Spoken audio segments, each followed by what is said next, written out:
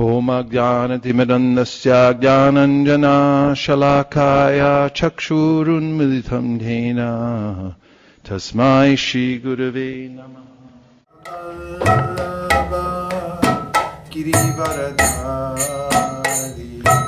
Gopi Jana Vallabha Girivaradhari Gopi Jana Vallabha Girivaradhari Gopi Jana Vallabha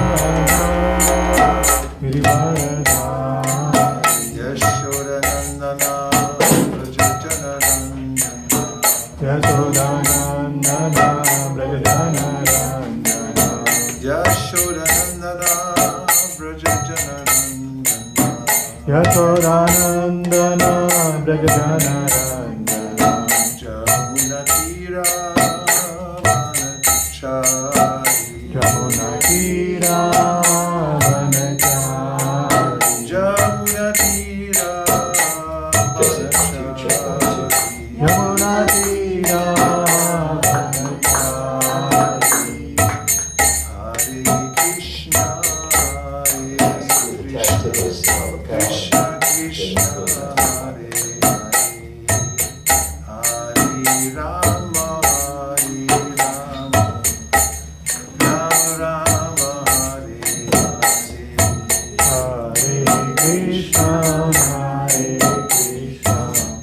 Krishna Krishna Hare Hare Hare Rama Rama Rama Hare Hare Hare Krishna Krishna Krishna Hare Hare Hare Rama Rama Rama Hare Hare Hare Krishna Krishna Krishna Hare Hare Hare Rama Rama Rama Hare Hare Hare Krishna Krishna Krishna Hare Hare Hare Rama Rama Rama Hare Hare Hare Krishna Krishna Krishna Hare Hare Hare Rama Rama Rama Hare Hare Hare Krishna Krishna Krishna Hare Hare Hare Rama Rama Rama Hare Hare Hare Krishna Krishna Krishna Hare Hare Hare Rama Rama Hare Krishna Krishna Hare Hare Hare Rama Rama Rama Hare Krishna Krishna Krishna Hare Hare Hare Rama Rama Rama Hare Hare Hare Krishna Krishna Krishna Hare Hare Hare Rama Ram Hare Hare Hare Krishna Krishna Krishna Hare Hare Hare Rama Rama Hare Hare Hare Krishna Krishna Krishna Hare Hare Hare Ram Hare Ram Hare Hare Hare Krishna Krishna Krishna Hare Hare Hare Rama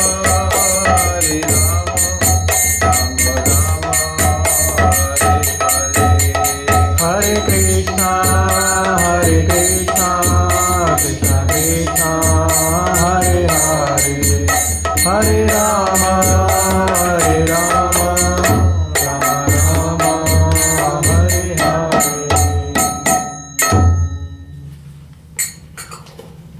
Here tonight with all of you. What a nice town too, Mountain View. Don't you love it here? Yes. In this bookstore, it's amazing. So It's no accident we're all here together. Somehow we're in the same planet at the same time, and we've converged in this one place. Let's try an experiment to start with, shall we? Anyone who has the wherewithal to move up, please come up closer and fill in the spaces. And let's just see what happens when we do that. And I am vegetarian, so don't be afraid. Shraddha, you can move my coat off of there. Feel free to come all the way to the front. It's actually a different experience. I have a few handouts too, if you'd like. And first, tonight we'll begin with a prayer to invoke auspiciousness.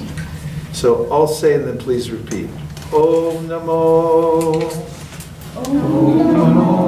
Bhagavate Vasudevaya. So we're recognizing the supreme consciousness which is all pervading within every atom of the universe. And to speak, to hear, to think, all comes from our divine source. Welcome. Thank you. Do you mind moving up a little closer? Oh. A quick announcement. Please. So we're gonna record and take some photos. So if you have any objections, please let us know before we start. No? Okay. No. Or if you have any objections to your face being in a picture or the video, we can sit in the back. Well, if that's the case, don't take any pictures. I don't want anybody moving back. In fact, I'm going to move up a little closer too, because it's better to be close. It's a real pleasure to meet all of you. My name is Vaisesika Dasa. It's a name that I received when I got initiation from my spiritual master in 1973 here in San Francisco, in the Bay Area. And I grew up in Lafayette, California. And when I was around 15 years old, I became an avid seeker. I had asked a lot of questions when I was a kid about why I had to die, and no one really had an answer for that. And it became more clear to me that that was important, especially when I was in high school. I started thinking that, what's all this for? And I began a search, reading as much as I could and looking everywhere I could to find out what life really meant. After all, it is a little mysterious. We come into the world and it's a little abrupt. We pop out and someone slaps a name tag on us and says, this is your new name, and here's your new place. And it's not really clear where we came from, and it's not really clear where we're going. I mean, there's a lot of theories about it, but it's not apparent.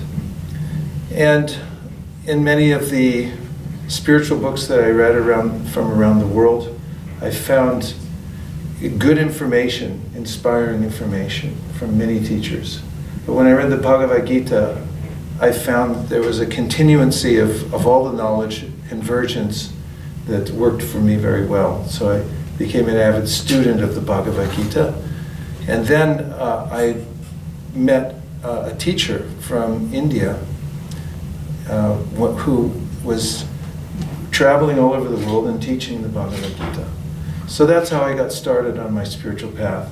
And I lived in an ashram or in a monastery for 13 years, starting when I was 17 years old, and various places around the world.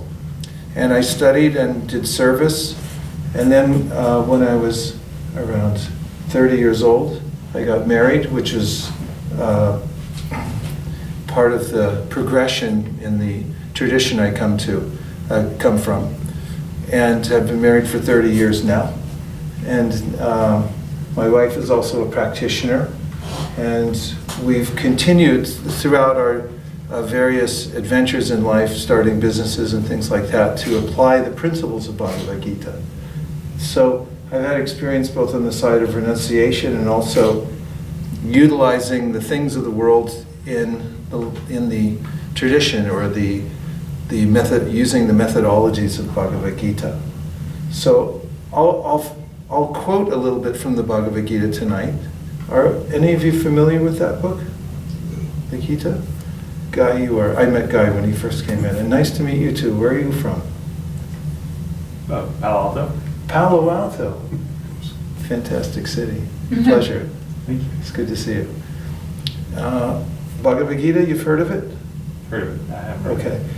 Bhagavad Gita is from India. It's a book written in Sanskrit about 5,000 years ago, according to many scholars. There are many, many versions of the Gita. In fact, I just saw one out in the bookstore that's $1,000. It's about this big. It's beautifully illustrated. But it's a celebrated book. Thoreau, Emerson, Gandhi, Martin Luther King Jr., Albert Einstein, the Beatles, they all read Bhagavad Gita. And it's a commonsensical kind of book. And it has information about yoga. So why don't you hand a few of these out? I'm going to follow this outline, and then you can take this home so you can remember any of the points I made. And also, I'll make a few points, and then I'll ask if you have any reflections. So reflection is a little different than a question. It just means anything that you hear that kind of sticks in your mind, you can reflect it back. And that way, it augments that particular point.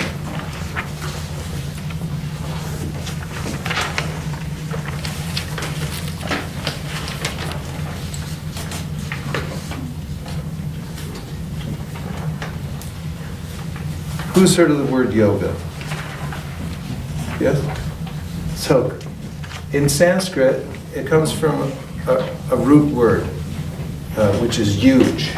And yuj means to join something together. And it's cognate with the modern English word yoke. You know, the yoke, something like oxen are held together. So, throughout the Bhagavad Gita, we're receiving yoga wisdom, and that is really how to reconnect with our original source.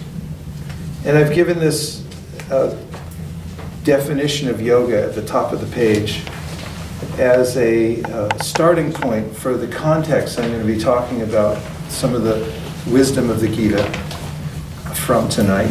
And also, as we mentioned in the advertisement for this class, that there are secrets from the Gita for uplifting the human spirit. So that's not a bad idea, right? At any time. So, first of all, yoga is the systematic isolation of the conscious self, Atma, from matter.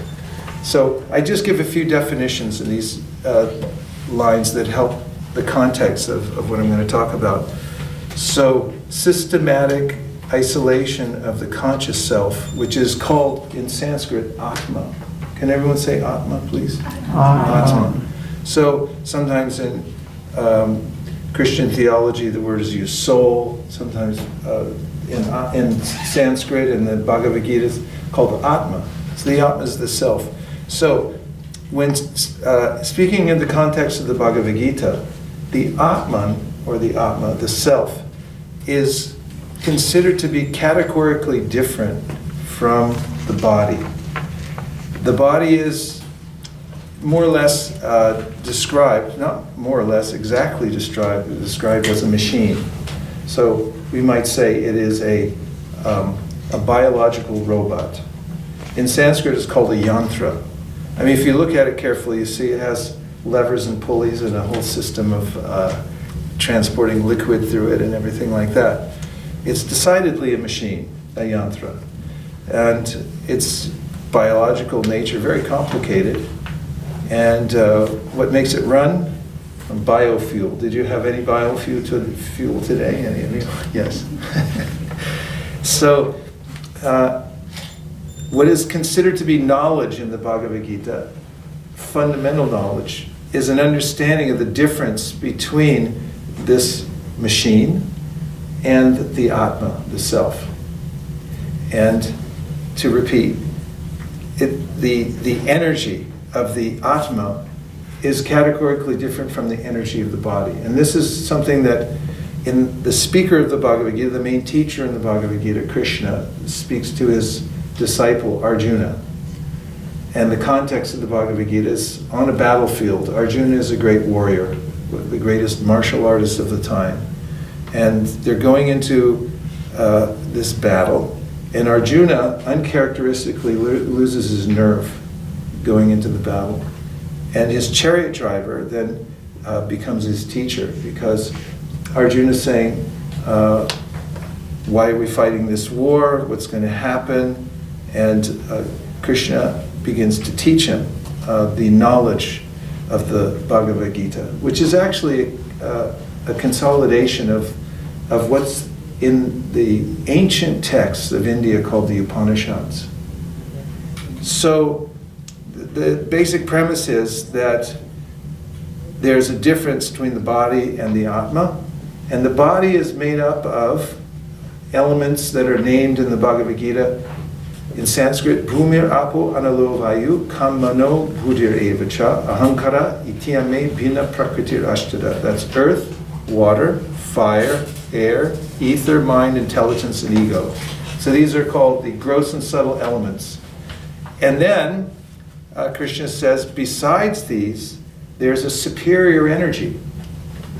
And that energy is the energy of the Atma, which it doesn't undergo entropy. It doesn't diminish at any time. It can't be separated. It can't be cut, burned, dried, and so forth, like the material body can.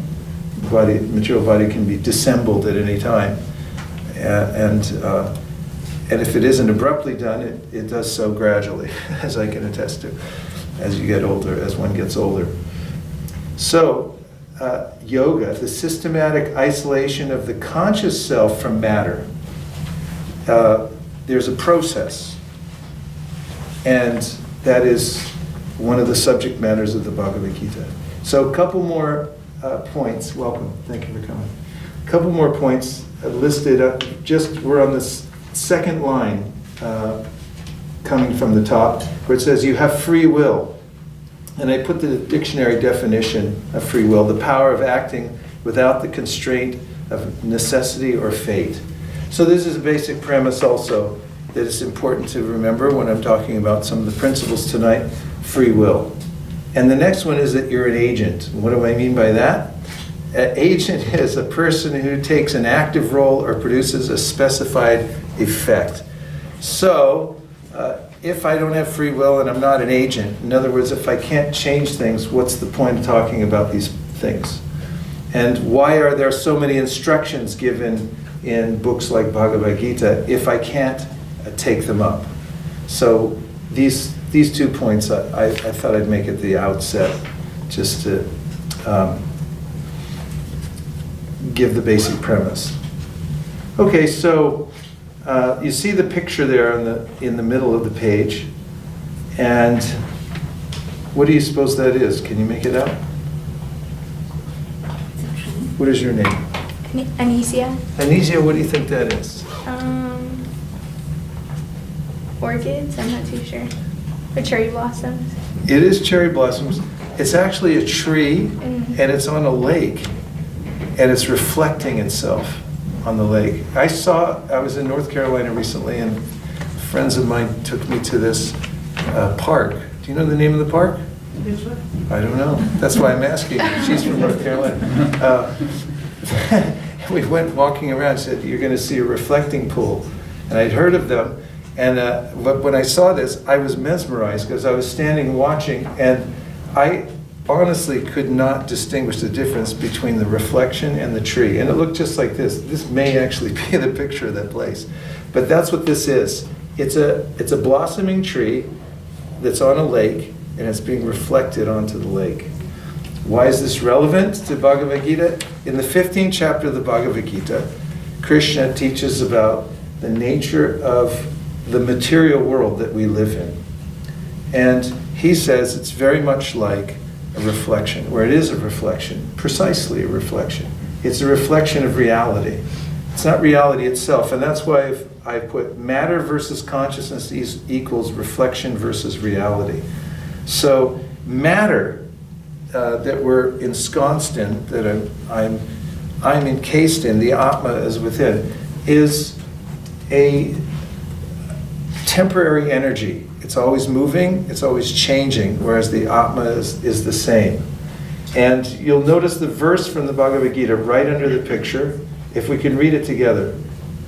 Those who are seers of the truth have concluded that of the non-existent, the material body, there is no endurance, and of the eternal, the Atma, there is no change.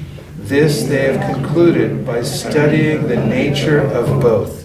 So this verse, in Sanskrit, nasato vidite bhavo, nabhavo vidite sata, ubayor api drishnontas tvanayos tattvadarshibhi. It ends with tattvadarshibhi. It means those who, darshibhi means seers, those who can see things as they are. And what do they see? Tattva. So this word is interesting. In Sanskrit, tattva means to see that which actually exists. And what's the opposite of that? What's being described here as matter. Matter is, because it's temporary, it's not given the full status of existence. It's constantly changing and morphing, whereas tat, and therefore you get the word tattva, is that which is permanent. And so this is a basic premise of the Bhagavad Gita, that the material body that we're living in is made up of the changing elements of the material world, whereas the Atma is the same. And this is an important analyzation that takes place, as we'll see when I move to the next point, which is what is called in the Vedas a vast body of knowledge that describes how to achieve complete state of happiness in life. That one may become overwhelmed. When I say one, an Atma, that's who we are, may become overwhelmed by this material energy. And there's a state of consciousness called weakness of heart. So the definition of that is an irrational attachment to the reflection. So if there's a tree and then there's a reflection, perhaps there's a fruit on the tree and you see the fruit in the reflection, can you take that fruit? What do you think? What is your name? Arvind? Arvind, now. You can't take it, right? And if it's a good reflection, it looks exactly like the real fruit, but you never actually get it. So this is a bit of a dilemma. And this is a point that Krishna brings up in the Bhagavad Gita, that as I'm moving about the world, observing the various items that of enjoyment in this world, and I try to take them, I never quite get them. It's because it's a reflection. I never quite get there. In Sanskrit, there's a word for mirage, which is a similar concept. Anybody here seen a mirage? Where did you see it, Guy? In the valley. In the valley. What does it look like? Just filled with water where I was. It looks like water, right? I saw one in Death Valley. My parents used to take us out camping and things like that. We drive across Death Valley. My brother and I sitting in the back seat of the car. We say, there's a lake. And they say, there's no lake there. And we say, no, we see the lake. It's right there. And they say, no, that's not a lake. That's something else. And we were vehemently arguing with our parents that no, there's water there. But after half an hour of not getting there and still seeing the lake, we began to understand the wisdom behind their statement that there isn't actually water there. It's just a reflection of water. So what irrational means that although I never quite get there, although I'm never actually able to embrace the things that I want because, and I'll go into that in just a second, because they're temporary, I still remain attached to them. So that's the definition in the Vedas of what is called Daurabalyam, Kridaya Daurabalyam, which means a weakness of heart. So this next section is about overcoming weakness of heart, which is one of the keys to happiness according to the Bhagavad Gita. So first of all, there's a rational approach, and that's kind of what we've been talking about now, something philosophical, looking at the world in a different way. So, one of the ways in which the Bhagavad Gita describes how to achieve a state of happiness and overcome weakness of heart is to deliberate. And the word deliberate has a few different connotations. One is that you've given thorough consideration. Another is that you're aware of consequences. And the third is that you take your time before you make a decision about something. So this deliberation is a part of the process given in the Bhagavad Gita to actually take a minute to consider what is my situation in this world. Without knowledge, if I simply move forward and I don't have a clear map and I don't have a clear idea, I may become overwhelmed by the circumstances. So the next verse from the Bhagavad Gita, you'll see under the deliberate, if we can read together. An intelligent person does not take part in the sources of misery which are due to contact with the material senses. O son of Kunti, such pleasures have a beginning and an end, and so the wise person does not delight in them.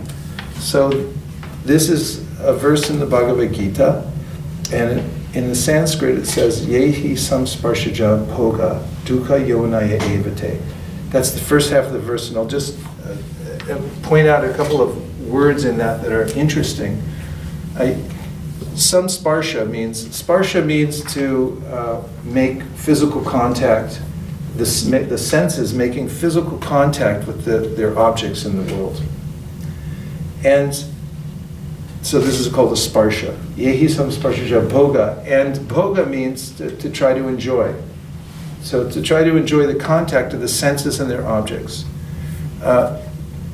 Dukkha yonaya evate. So yonaya comes from the word yoni, which means a womb. So there's this metaphor being given here that what is born from that contact between my physical senses and their objects, duk, which means misery. That sounds kind of extreme, but let's break it down a little bit. There's another very famous book about yoga called the Yoga Sutras. It's written by Patanjali Rishi. And this is a book which teaches that all happiness and all misery are born in the mind. They come from the mind. We live in the small worlds of our minds in material consciousness, and we suffer because of our state of consciousness. And he says that there are he gives two reasons why my contact of my senses with the objects of the world causes misery. So the first one he calls tapa, and that means that we have an intuitive sense that whatever I get in this world will eventually diminish. And that is a premise of this verse, where Krishna says, Adyantavanta Kaunteya. He says, the things that you try to contact in this world, that you become attached to, have a beginning and an end. And therefore, he says, an intelligent person, a wise person, doesn't become overly attached to them.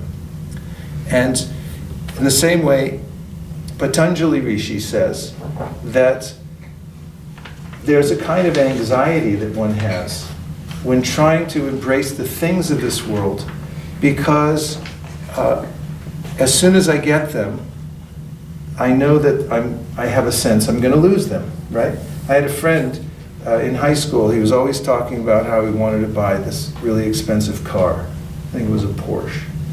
And I saw him years later, and I said, "Did you ever get that car?" And he said, "Yeah, I got it." And I said, how was it? And he said, well, I could tell you the time I enjoyed it the most was the night before I bought it. Because then after that, the next thing I was thinking where to park it so nobody would scratch it. I was warned that somebody might try to steal it. And it became, although it was sort of a status symbol in his mind, still there was a lot of anxiety around it. And any of the ways in which, even the best circumstances in this world that I embrace, there's a deep-seated anxiety that it's going to go away. And I may stuff that anxiety, but still it's there. It's all pervading because of the dichotomy between myself and matter. So this is what Krishna's talking about in this verse. So he says, and then the second thing, interesting point that Patanjali makes about trying to enjoy the world is that it's called samskar. Can everyone say samskar? Samskar. Samskar means that when I take material pleasure, then it leaves an impression in my mind. It becomes embedded in my mind. And even if I decide not to do it again, the impression is still there, and there's a craving that comes up. In fact, it can become so deep that even my intelligence says, this is not good for me, don't do it ever again. The craving will come back and will say, no, you have to do it again. That sense object will become irresistible. Does that sound familiar at all? Has that ever happened? Take that as a yes. I mean, addiction, it comes to a point where there's absolute positive proof this is not good, the intelligence agrees and everything, but I just can't stop doing it. So samskar means that I develop these propensities for enjoying items in the world that ultimately cause me to be entrapped. So, what is my relationship ultimately with matter? I said that this, according to the Bhagavad Gita, that the Atma is categorically different from matter. So how is it that I'm involved in the world at all? Well, let's take another example of a car. Did anybody drive here tonight? What is your name? John. John. Let's just say, John, your car is right outside here. Is that fair enough? Okay. And John's car is out there. Anybody else drive? You drove. Okay. So we hear somebody come careening down the alleyway, right where we know you parked your car. You know you parked your car. And you hear a smashing noise. And then you can triangulate and sort of figure out that, yeah, that was probably my car. So how do you feel now?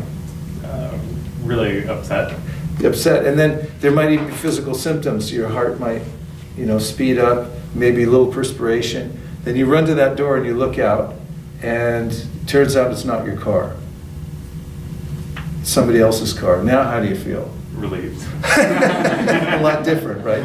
Yeah. So one thing is that a car is just a car. I mean, they're made out of metal, and they're glass and rubber and things like that. But there's a big difference between a car and my car. And so this is the way in which I become connected to the world. It's called, in the Bhagavad Gita, Sangha, Sa-anga. So my arm is an anga of my body. It's a limb. So the things of this world are just things, actually. Things are things are things. But when I extend myself into them, I actually project my consciousness into matter. And then I say, that's mine.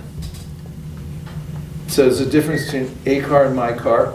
And the difference is it's a problem for me now because I'm connected to it. How am I actually connected to it? I'm not really connected to it. The Vedic wisdom says, asangokyayam purushaha. Actually, the Atma has no real connection to anything in the material world. It's almost as if when one's in a dream, and as an example, say, a tiger's chasing me. And I'm lying on the couch and I'm rolling back and forth saying, tiger, tiger. And I begin to perspire and so forth. But somebody else watching me is thinking, no tiger, everything's okay.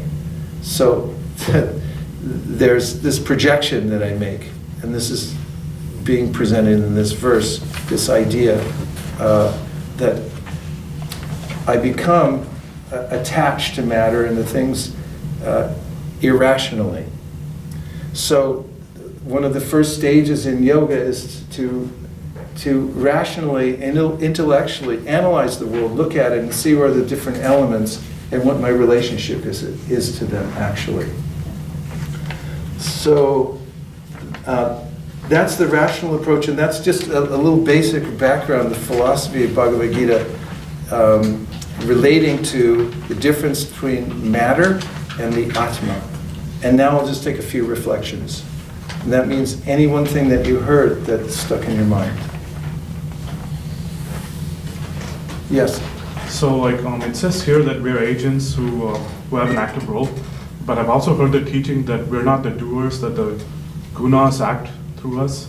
So how do you reconcile both of those statements? Well, when the Bhagavad Gita and other yogic texts talk about how only the gunas are acting, they're saying that as from a specific perspective. Just like if someone picks up an axe to cut some wood, say that actually the axe is working, and there are 5 factors to action that Krishna mentions in the Bhagavad Gita.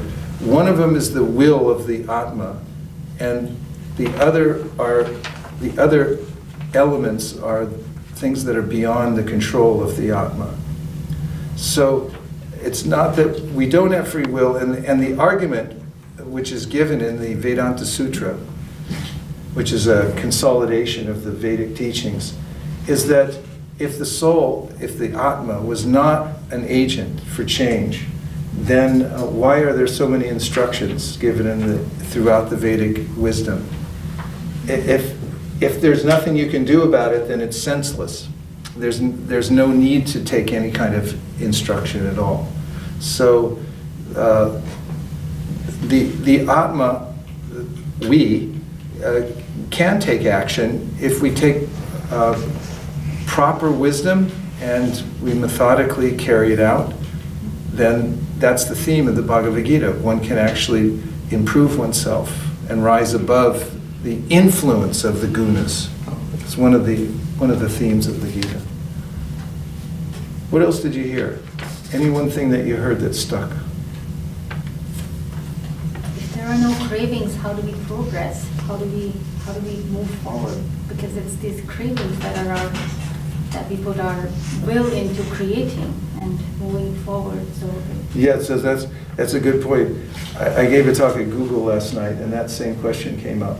And so Bhagavad Gita doesn't teach that we become non-entities, or that by giving up our connection to irrational cravings, that we don't have any cravings, or that we become non-creative, or that we don't move.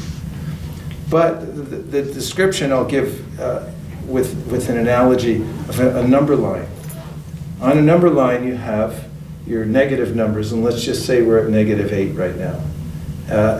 The idea of interacting with matter, which I think everyone can relate to that. The United States has been going pretty strongly for a couple hundred years, and we've racked up a little bit of a debt here, national debt. And personally, it's easy to rack up debts. And this is the idea of karma. It means that I enjoy the world. I go into the world of the cravings, and I interact with matter, and then I have to pay for it later. So just like spending on a credit card, I can live very nicely for a while, but then I have to pay for it later. So that's the world of the negative numbers on the number line. So then oftentimes we find philosophies which are it makes a lot of, which make a lot of sense, which say move out of the negative numbers, and you keep moving up the number line, so you're at 7, -6, -5, 4, 3, 2. Where am I heading? Positive. 0. I'm heading first to 0. So coming to 0 means that, and there is a case for this, which is called moksha in the Bhagavad Gita and other literatures, which means kind of a liberation from the experience of having this crushing debt called karma in the material world. And when I get to 0, there's a huge relief, because I'm no longer being compelled to move. You've seen the bumper sticker maybe, I owe, so it's off to work I go. So that's the idea of why am I moving in this world? It's because I have a debt to pay. And the other idea is, in the material world, it's a world of the realm of consciousness of exploitation. In order to actually live, even if you're a vegan, a vegetarian, whatever, you still have to eat plants. It's called jivo jiva sajivanam. One living entity is food for another. In order for me to expand my influence, I have to push other living entities out of the way. Even if I'm deliberately non-violent throughout my life, it's still that this is the realm we live in, the negative numbers. So when you come to 0, there's a huge relief. And that's the idea of liberation. But 0 means no activity. Where do I go from there? And the Bhagavad Gita says you can't stay there. It's like if you work for a company and you don't like the terms, you go on strike. So it's kind of an interim situation. We say we don't like this, and we're not working. But you got to go back to work somewhere.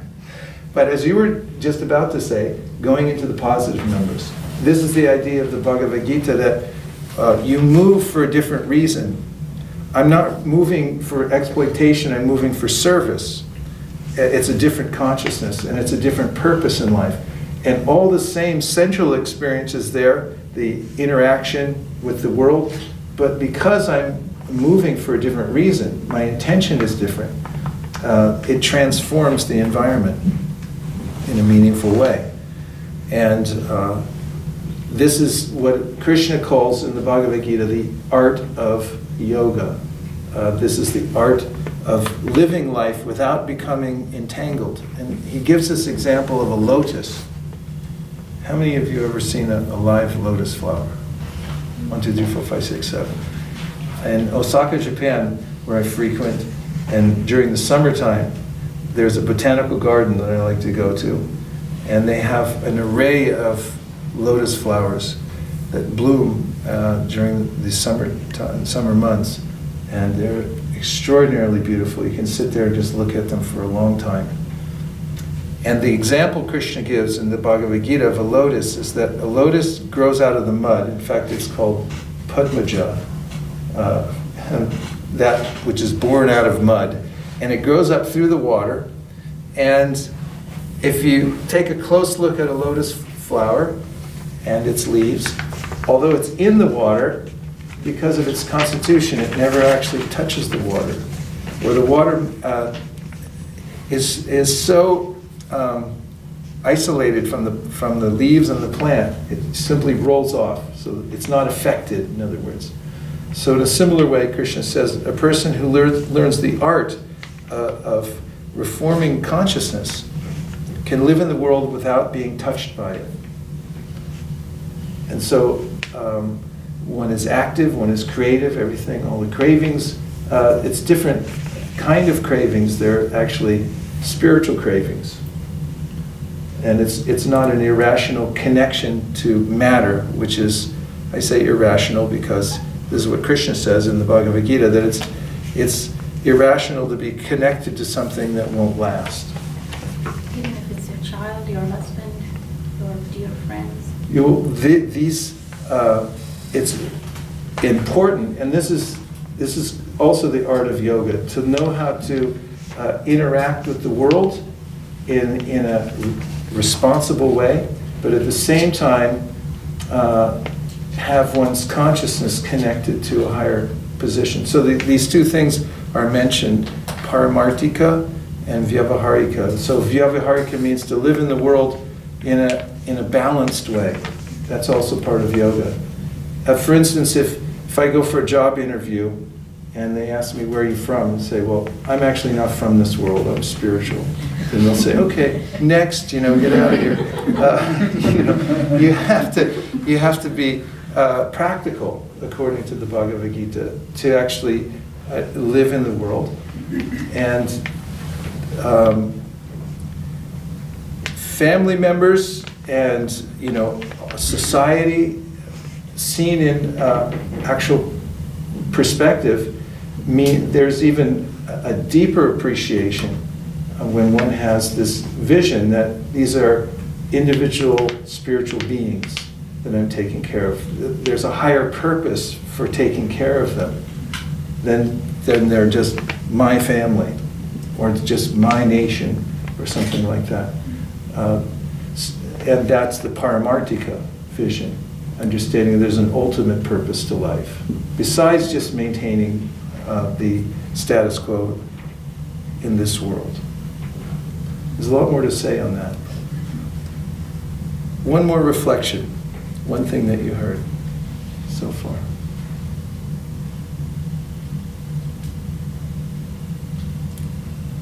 Could just be a phrase or a word or a thought. I Yes. like the effect you use irrational to the attachment to the Yeah. It's interesting that this kind is irrational. Yeah, I like that phraseology, irrational attachment. In fact, in Sanskrit, there's a term called asat trishna. So trishna means thirst, and asat means that which won't last. So this is what the Vedic conception is of irrational attachment. Don't get so thirsty for something that's not going to quench your thirst. It's not really there. It won't do the job. So it's irrational. Find where the real water is. That's the point. I know one. Yes. It's interesting starting with talking about the Atma, and then you explain that Atma as an agent. And that is as an agent to understanding the Atma without beyond this body and this mental activities, and to realizing that unseen Atma. I think that is the job for as an agent. Yeah. This is actually a premise of any self-respecting self-help book that you'll find, is that we're not victims. We're actually agents. You can make it. You can actually improve through knowledge and practice. So it's an important premise. Thank you. Next is a practical approach Bhagavad Gita gives. So first I talked about a rational approach, intellectual approach, and then at the bottom of the page, rational approach. So what I like to call voluntary life changes. These are, we call the VLCs. And so the first one is change the subject, change your fortune. Could everyone repeat that? Change the subject, change your fortune. So the idea is that, as Krishna teaches in the Bhagavad Gita, there are higher and lower energies. And he also mentions that there's spiritual sound, there's transcendental sound, and there's material sound. And they have a different effect on us. And the type of sound vibration that I subject myself to determines my consciousness, and my consciousness then determines my activities. And my activities then, of course, determine my fortune. So there are many different kinds of topics that we might come in contact with in this world. And some of them that relate to the, as we say, the closed system of the material world are considered to be material. And those that are from beyond the closed system of the material world are called transcendental, and they have a different effect. In another book, in an Upanishadic book, the Sri Upanishad, Anyad evahur sambhavad, anyad ahura sambhavad, iti shushumadiranam enas tadvit chakshire, which means that one effect is obtained by coming in contact with spiritual sound, and a completely different effect comes about by coming in contact with material sound. So, as an example, if one were to, for instance, involve oneself in listening to the 24-hour news cycle for maybe 24 hours, how do you think you'd feel? So that's a serious question. I was wondering how you might feel. Huh? 24-hour news basically beats you into this news world and misery. Restless. You feel restless? Zombie. Depressed. Like a zombie? Huh? Depressed. Depressed. Yeah, one might experiment with this. I saw someone made a documentary, went around, just ate fast food for a month, and he almost died or something. And similarly, if one subjects oneself to a fragmentary information that is specifically designed to agitate the mind. I'm just picking on the news cycle right now because it's just so easy to pick on. When I was young, there was only one news channel, Huntley Brinkley, and nowadays there's hundreds of them. And there's lots of information flowing into our lives all the time. I don't know whose idea it was to put a television set in a taxi cab. I take taxis all the time because I have to go to the airport to fly out places. But you jump in and there's a television. And then if you go in many grocery stores now, they can put up a television so when you're waiting in line, who thought of that? Whose idea was that one? But the information flows out, and what is the quality of it? And what is the effect? Is an important question to ask. It's practical. So there, according to Bhagavad Gita and the Upanishads and the other Vedic wisdom texts, there are other sounds that actually elevate the human spirit. And many of these come in the form of mantra. Have you heard the word mantra before? Mantra? Have you experimented with mantra or have interaction with mantra? It's become sort of the word. Also, people use any phrase that's repeated over and over again nowadays. But the origin of the word in Sanskrit, man means mind, and tra comes from the word triate, which means to deliver. So it's a sound vibration that delivers the mind from anxiety and from irrational attachment to the material world. It actually has some potency behind it. So when I speak the mantra and I listen to it, I ingest that sound, so to speak, through my ears, it actually has a systemic effect on my body, my mind, and my spirit. And it's uplifting. And one can experience it for oneself. In fact, one of the great yoga texts, the Srimad Bhagavatam, says that you should try it for yourself to see. Suspend disbelief and then try it. And says that it's like eating food when you're hungry. When you're famished and you eat, you notice for yourself that you become nourished, that you become satisfied, and your hunger goes away. And no one needs to give you a certificate. You know for yourself directly, right? So in a similar way, with spiritual sound, one experiences for oneself that there is a natural way in which one's spiritual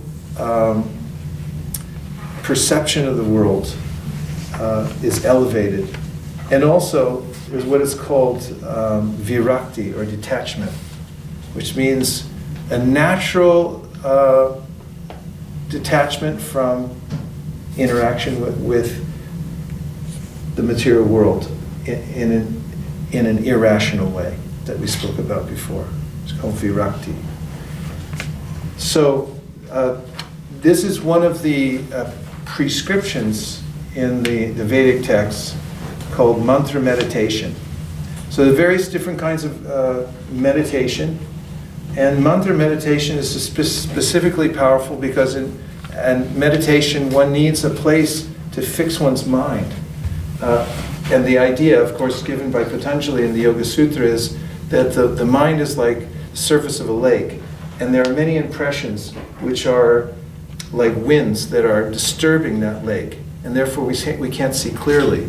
So the attempt then is to calm that surface so that one can actually see clearly below the surface. One is able to deeply introspect.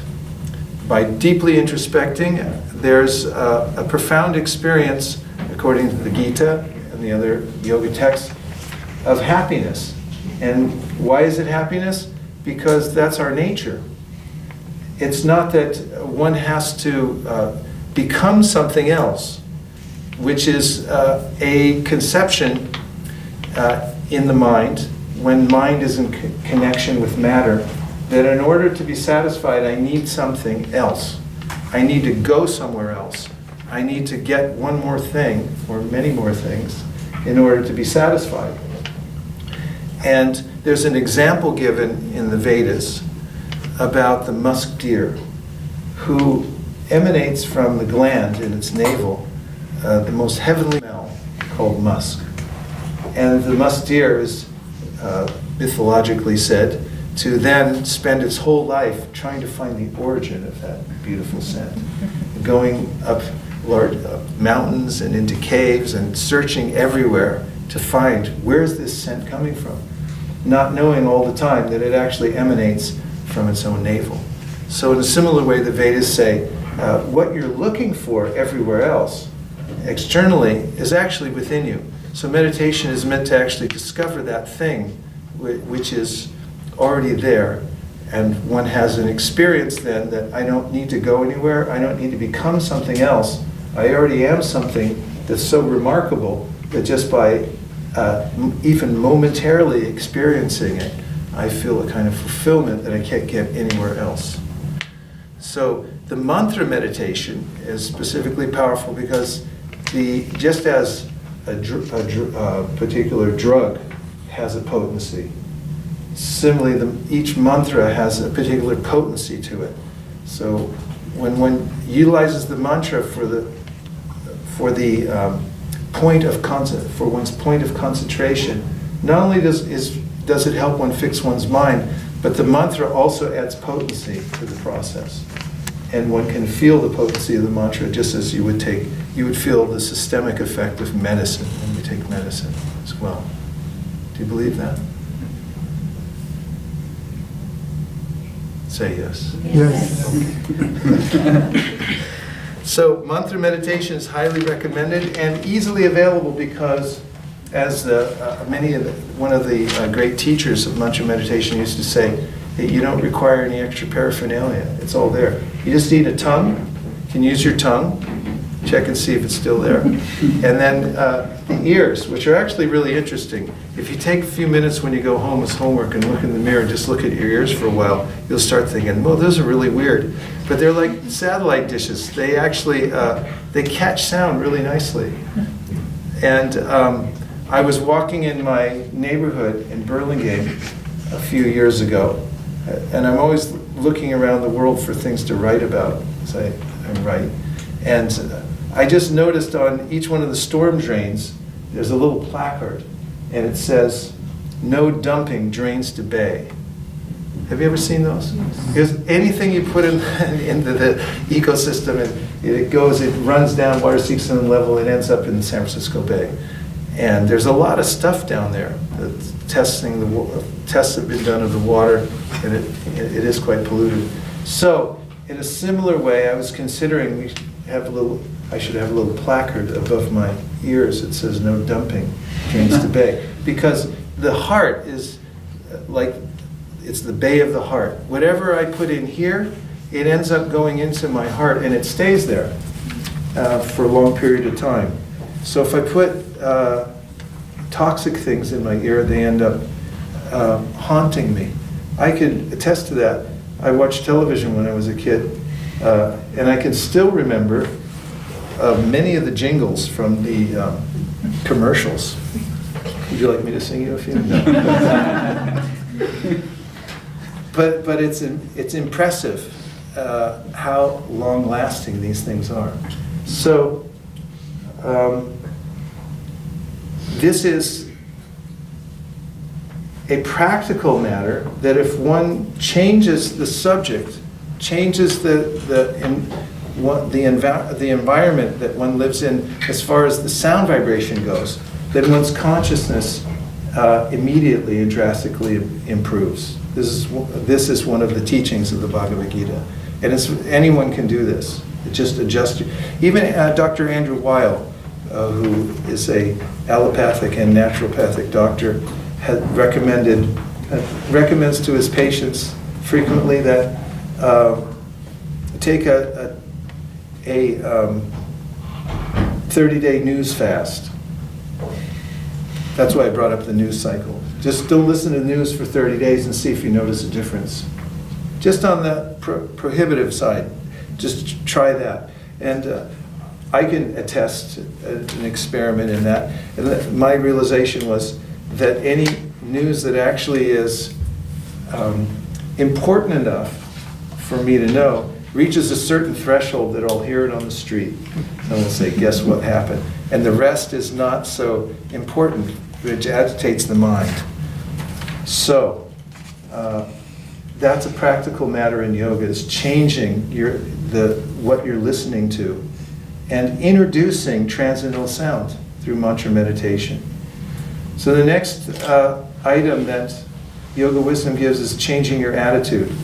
So there's a large competition going on for being the controller or being the master, being the center.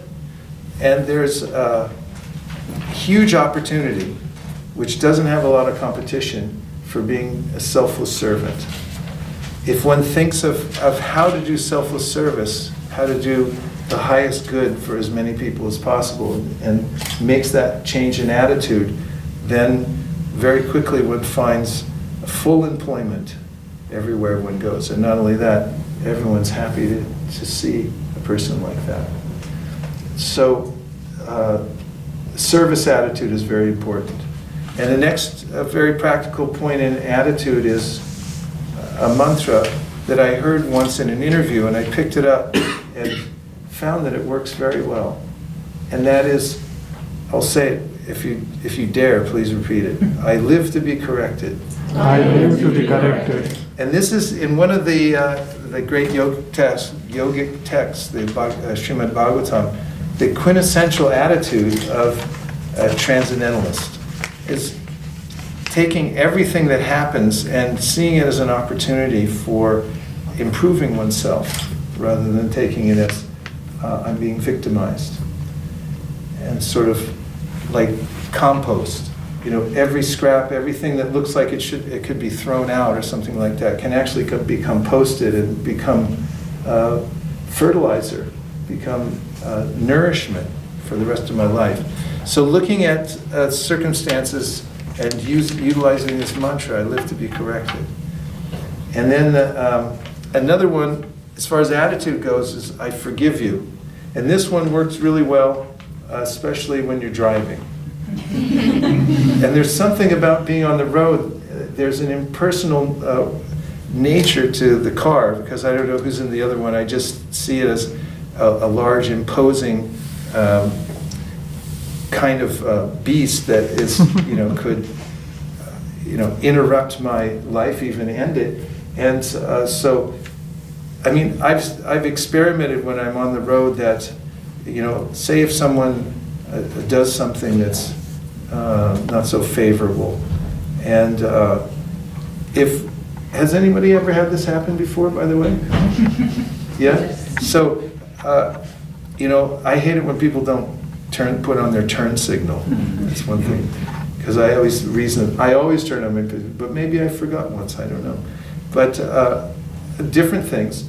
And then I turn my consciousness to think about how, what if the person who just cut me off or did something I didn't like, and I looked in the car and it was my mother? What would I say then? Or my best friend? Immediately my consciousness would change. And I started realizing that it's irrational on the road or anywhere else to hold on to these kinds of responses that come up from the mental system very easily. And so this mantra that I forgive you. So oftentimes driving, someone will do something foolish or rude or something like that. I'll just teach you this, how to do this mantra. You just go like this: I forgive you. It's amazing how it's just a change in attitude, and immediately you can release it. And keeping that is a practical way to not become entangled in the world. There's a little thing called a grudge. Has anybody heard of a grudge before? You know what it is? It's a little animal. It's a very fierce little animal that you can hold under your arm and carry around. He snarls at everybody. Very ugly little animal, a grudge. And people carry him around for a long time. What do you think the world record is for carrying a grudge? Huh? A lifetime, yeah. I know someone who carried a grudge for 20 years, carried it just like that. And people can carry it for a lifetime. And so this is one of the ways in which to live in the world without becoming overwhelmed by the material energy is don't carry grudges. Let them go. And this is only possible through knowledge and practice, living clean. And then change your habits. So here's one I talked about last night that was immediately people resonated with, which is to simplify. Because this is one of the principles taught in one of the famous yoga books called the Upadeshamrita, or the Nectar of Instruction. And it starts with Atyahara. It says, don't eat more than you need, and don't collect more than you need, because it weighs you down in the process of expanding your consciousness. So, simplifying. I took a couple approaches here. One is to organize the way that you approach your life, and that is decide what you want and write it down. There's a way in which someone could go through their whole life aimlessly without a map. And there's a possibility of just getting caught in a lot of different bad habits and ruts. But if you deliberately, as I mentioned earlier, by deliberating you can become deliberate. If you deliberately write down what your aims are, what your goals are, and so forth, and prioritize them, then it makes for a simpler life, because and a more energetic life, because you know what you're aiming for. So prioritizing and then working from a list. And then I've given these two circles from Stephen Covey, from his famous book, 7 Habits of Highly Successful People. And you see there in the middle, the circle of influence, and outside the circle of concern. This is such a powerful little diagram. It's so simple, isn't it? But it's very powerful, because just by looking at it, you can become relieved from mental anxiety. So, inside there's this circle of influence. It's very small. And then there's the circle of concern. Any of you have any concerns in life, by the way? Just start listing them. And they can expand unlimitedly. And if one simply looks at this circle and then considers, where does that concern fall? Does it fall within my realm of influence? Can I actually do anything about it? And if the answer is no, then you're too far outside. You've gone into a realm where you can't do anything for that circumstance. So come back into your circle of influence. And in yoga, specifically, the idea is that one should work on oneself very diligently, reform one's own consciousness. As the saying goes, become the change that you want to be in the world. Those who actually develop compassion, they develop detachment, they develop sense control, become very useful in helping other people, doing selfless service. Whereas if I'm overwhelmed by my own cravings and I'm holding on to grudges and I'm weighed down and so forth, it's very difficult to show compassion and to do selfless service in the world. And externally, keeping only the things one needs. This is also part of atyahara. Don't over-collect. It's easy to do, to collect more and more things, but as one professional organizer once told me, these extra things that I keep in my life amount to visual noise. And I don't even notice it after a while. It's just making a lot of noise and it disturbs my consciousness. But having a place for everything and putting everything in its place and keeping one's environment very simple helps to focus the mind, gives an environment in which one can focus one's mind and actually introspect. And it's just such a nice exercise to purge one's life of things that one doesn't need. And interestingly, this is part of the yoga process. How you live externally really makes a difference. And finally, take time each day to get a higher taste. Obviously a typo there. Higher taste. And here's a nice verse from the Bhagavad Gita. If you'd like, you can read it together. One whose happiness is within, who is active and rejoices within, and whose aim is inward, is actually the perfect mystic. He is liberated and supreme, and ultimately he attains the supreme.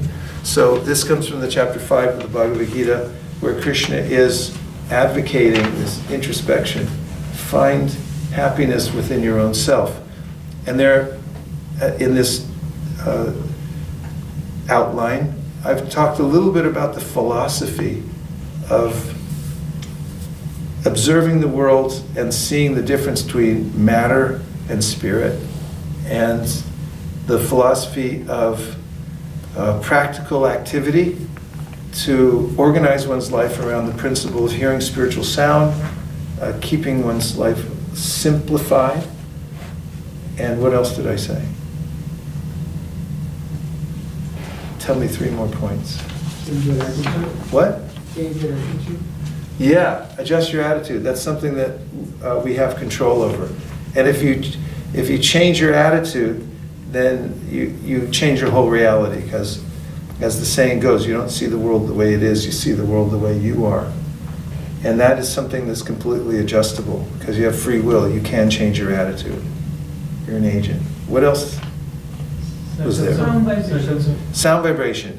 So, according to the Vedic teachings, this is the most essential part of life.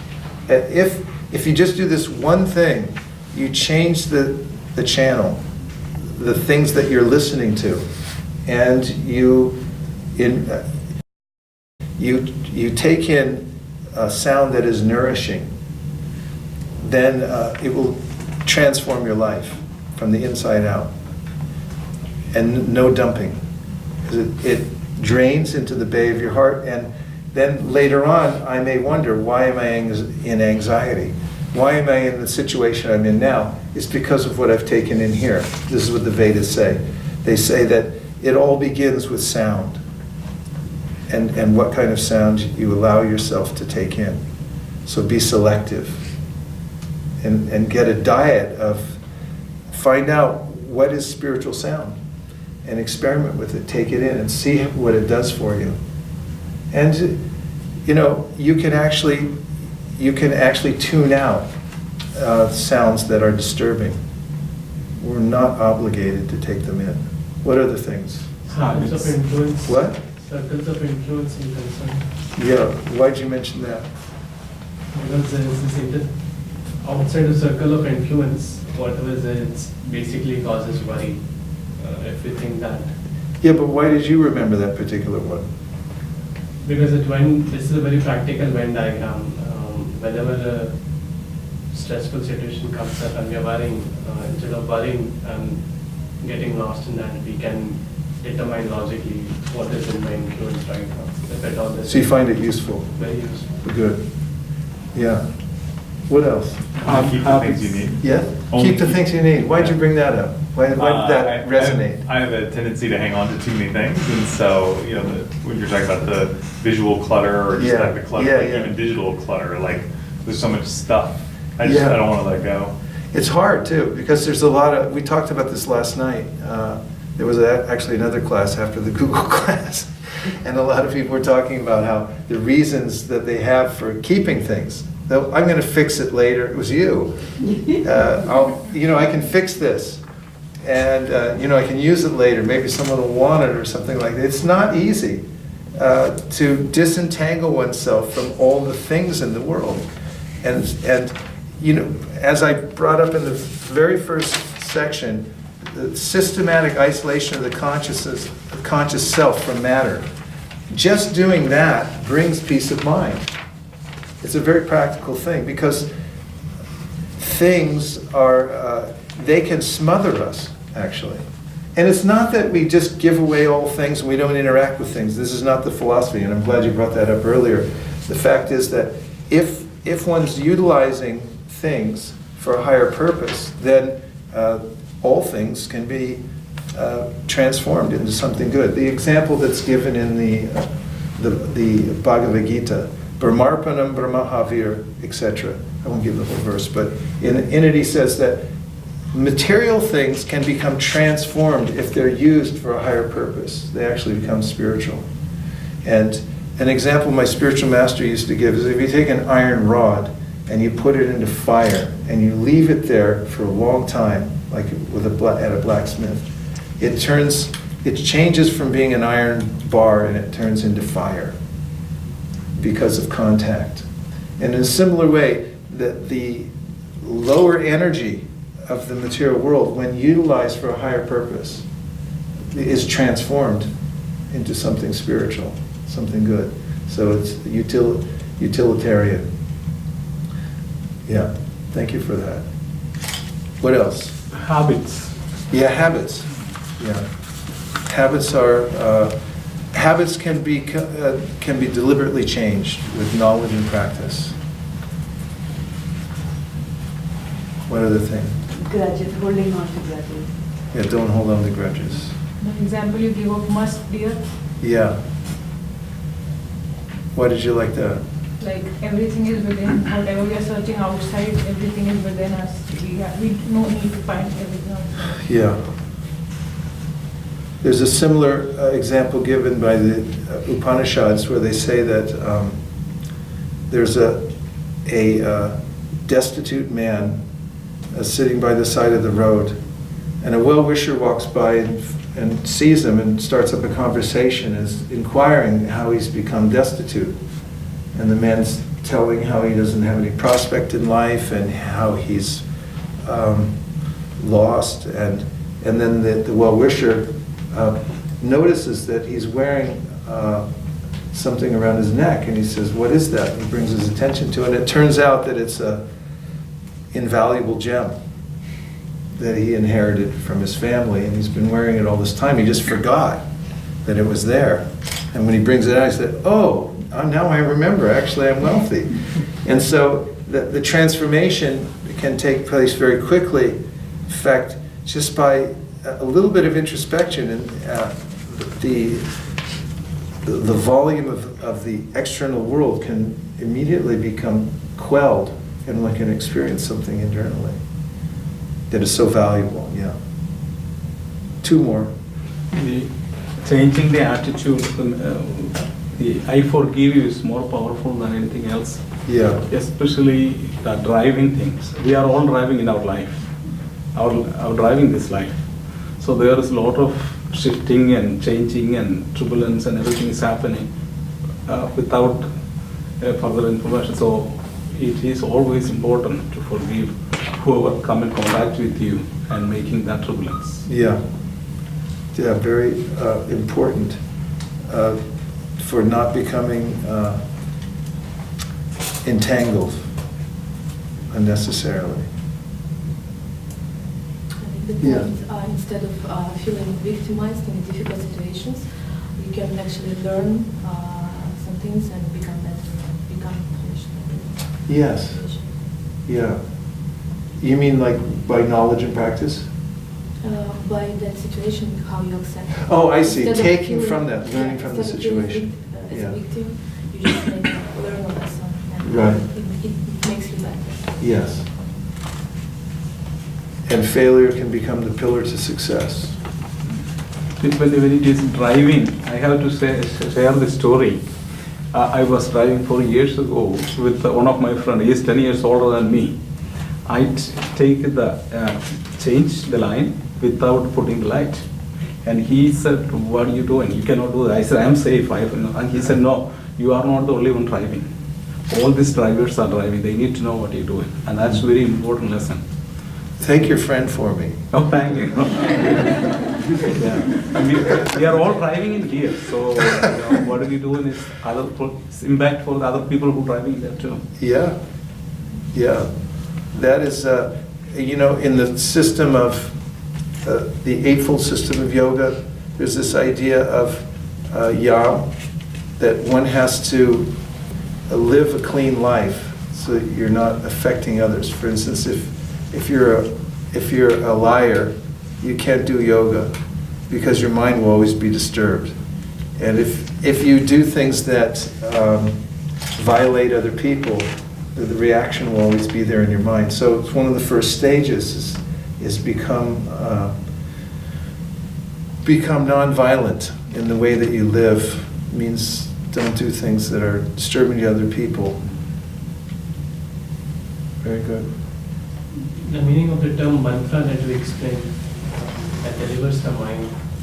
Yeah, how mantra delivers the mind, yeah. Mantra. So one has to try it for oneself.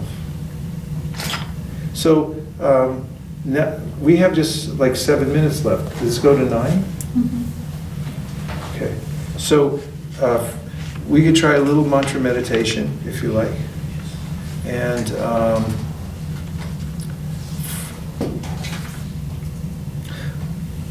I'll teach you a couple of mantras that I've learned over time. So one of them is very simple, it's only one syllable. It's, have you heard Om? So we'll do the Om mantra. So first of all, sit up straight, which is one of the yogic techniques, because as soon as you sit up straight, then your mental system says, oh, we're going to do something important. Just like if you go to an interview and you sit up straight, the person thinks, oh, they really are listening here. So we'll try the syllable Om, which is mentioned in the Bhagavad Gita by Krishna. He says, I am Omkar. So we'll do it 3 times. So take a deep breath, close your eyes, and I'll say, and please just try to emulate.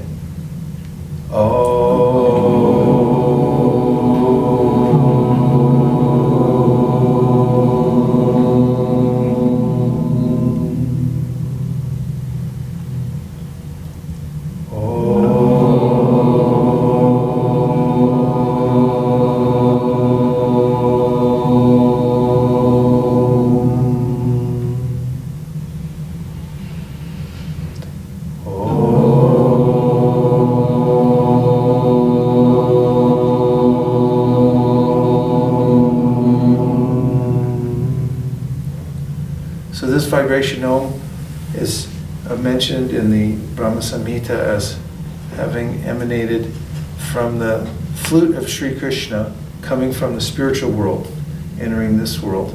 And then after Brahma heard that mantra, then the Om is almost like a zip file. And when you click on it, then it opens up, and many other mantras you'll find within it. And one of the other mantras is called the Maha Mantra. Oh, and this is children. So this Maha Mantra has three words. Hare, say Hare. Hare. Krishna. Krishna. And Rama. Rama. And so it's a 32 syllable mantra. So it's a little more complicated than Om. Should we try it? Yes. Okay. I'll say first and then you can repeat.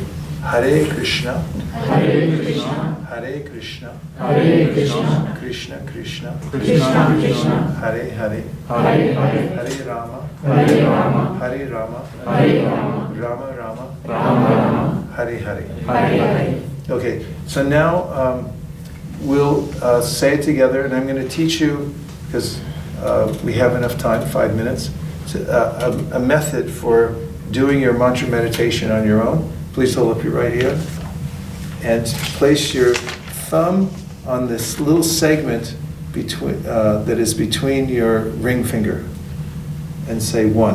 1. Now put your thumb on the bottom segment of your ring finger.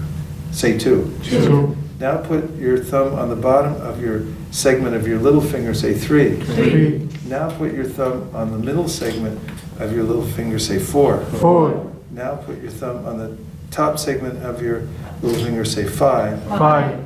Now the top of your ring finger. Say 6. 6. Top of your middle finger. Say 7. 7. Top of your index finger. Say 8. 8. The middle of your index finger. Say 9. 9. Bottom of your index finger. Say 10. 10. Now we'll do it together. 1, 2, 3, 4, 5, 6, 7, 8, 9, 10. It's a good way to keep track of things, but especially mantras, because when you're walking around and you have a free hand, you can use this hand. And then if you want to do more, you can count the multiples of 10 over on this hand. And so, say if you're waiting in line somewhere or whatever, it's easier when you're doing this tactile thing and keeping track of the mantra, okay? So let's try 10 mantras. Does anybody have it written somewhere? A card, perhaps? Just in case someone doesn't know the full mantra. Do you have? You do? You should win some kind of prize for that. Who needs? I need one. Thank you. It's here. Thank you very much. You may need glasses to see it, though. You know the mantra, right? Here, give her one. You can have one. I think I can remember it. Okay, let's try. And we'll say it in unison, and we'll do 10 mantras, okay? Are you ready? Yes. Hare Krishna, Hare Krishna, Krishna Krishna, Hare Hare, Hare Rama, Rama Rama, Hare Hare, Hare Krishna, Krishna Krishna, Hare Hare, Hare Rama, Rama, Hare Hare, Hare Krishna, Krishna Krishna, Hare Hare, Hare Rama, Rama, Hare Hare, Hare Krishna, Krishna Krishna, Hare Hare, Hare Rama, Rama, Hare Hare, Hare Krishna,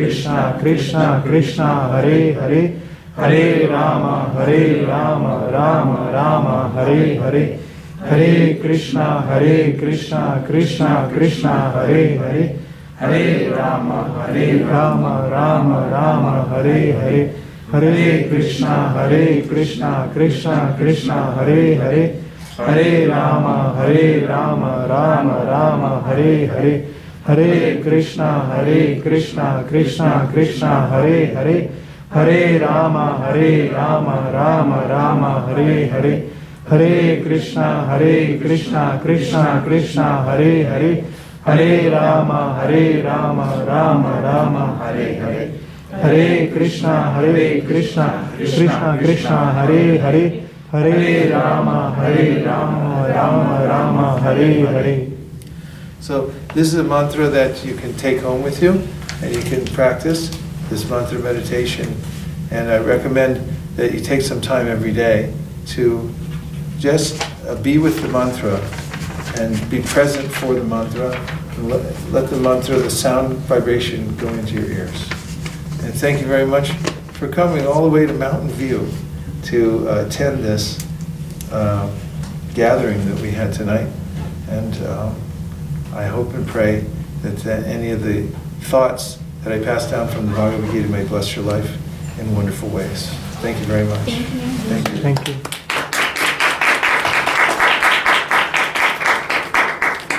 Nachari Armarman, Nachari Armarman, Nachari Armarman, Nachari Armarman, hey, Nachari Armarman, Nachari Armarman, Nachari Armarman, Nachari Armarman.